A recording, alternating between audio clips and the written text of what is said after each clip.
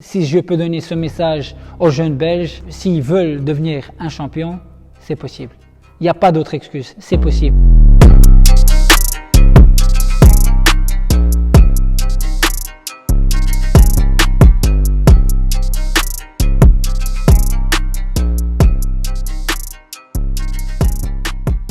Je suis né au Maroc, j'ai commencé le taekwondo quand j'avais 3-4 ans. Et puis à un moment donné, mon entraîneur au club, il avait remarqué que j'avais un certain talent, que j'avais du potentiel et tout ça. Et il a essayé toujours de me pousser vers l'avant. Et puis un jour, mes parents ils ont décidé de venir en Belgique. Après avoir gagné quelques titres nationaux au Maroc, j'ai gagné quelques tournois régionaux.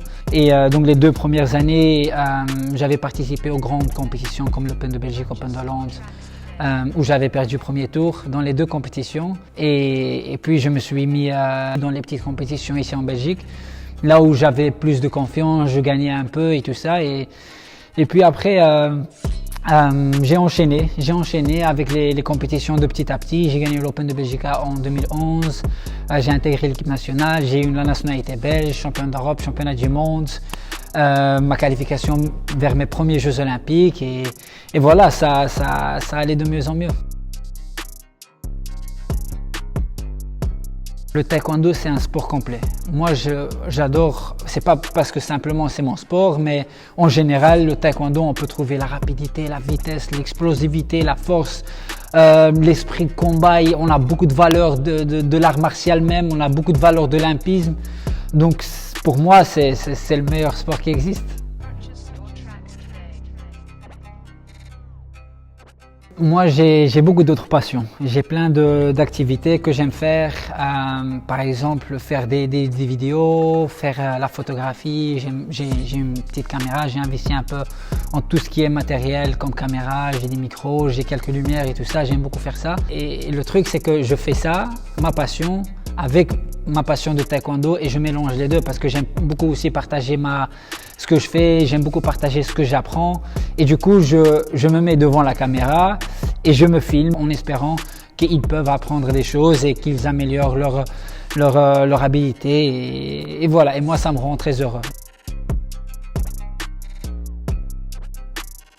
Déjà tactiquement, j'avais fait quelques erreurs, j'avais donné un coup de poing en demi-finale, je regarde le score si ça marque et puis je reçois un coup à la tête et me relâcher un peu plus parce que c'était mes premiers Jeux Olympiques, c'était un peu waouh pour moi, je vois le village olympique, je vois tous les stars, c'est une atmosphère vraiment incroyable.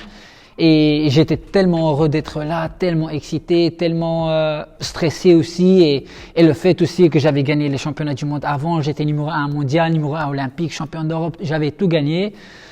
Ça m'a mis beaucoup de pression. Donc maintenant, j'essaye de relaxer, de rester le plus calme possible. De toute façon, la pression, elle va venir juste avant la compétition et tout ça. Elle est même présente maintenant. Mais si je suis maintenant...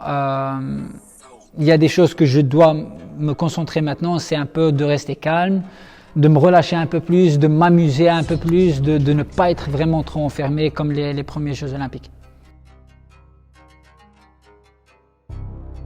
Pour moi, un athlète de haut niveau, tout dépend de la personne et tout dépend de la détermination de la personne. Si tu es assez déterminé et assez courageux et tu as tellement faim de réussir, mais après si tu manges n'importe quoi, tu t'entraînes une fois sur 2, t'as pas vraiment faim et tout ça. Et je pense qu'un athlète de haut niveau, c'est loin de ça. C'est loin de ça. Donc il y a plein d'éléments qui doivent être ensemble. Et aussi le comportement. Il y a plein de trucs qu'un athlète de haut niveau doit l'être. Donc c'est un style de vie. Soit tu l'es, soit tu le travailles pour l'être, soit tu l'es pas. Tu l'es simplement pas. J'essaye de m'inspirer et d'apprendre de tout le monde. Et ça peut être aussi simplement un enfant. Je vois Cristiano Ronaldo, comment il se comporte, comment il mange, qu'est-ce qu'il fait. J'apprends de lui, j'apprends d'autres sportifs. J'apprends de mon entourage, de ma maman, de mon papa, comment il travaille dur, comment il essaie de nous protéger. De mon entraîneur, comment il se comporte comme un leader, de nous montrer voilà, qui nous pousse et tout ça. Et donc j'apprends de chaque personne et j'essaie d'utiliser ça en moi-même pour devenir un meilleur athlète et un meilleur être humain possible. En fait, en Belgique, on a un bon système. On a une fédération comme la BFT qui soutient les athlètes de A à Z. Moi, je suis soutenu par la fédération, par la DEBS. Je peux vivre de ça. Il y a beaucoup de jeunes qui ne savent peut-être pas. Moi, je m'entraîne, je fais les compétitions et je vis de ça. Donc, j'ai un contrat professionnel avec la DEBS et je vis de ma passion. J'aime ce que je fais. Et la seule chose que je dois faire, c'est d'essayer d'avoir les meilleures performances possibles. C'est ça mon travail en fait. Pour moi, en Belgique, on a beaucoup de chance d'avoir ce système-là. Si je peux donner un conseil à un enfant par exemple, qu'il s'amuse à faire d'abord le taekwondo, qu'il tombe amoureux d'abord du sport. Mes amis, ils étaient tous des athlètes de taekwondo.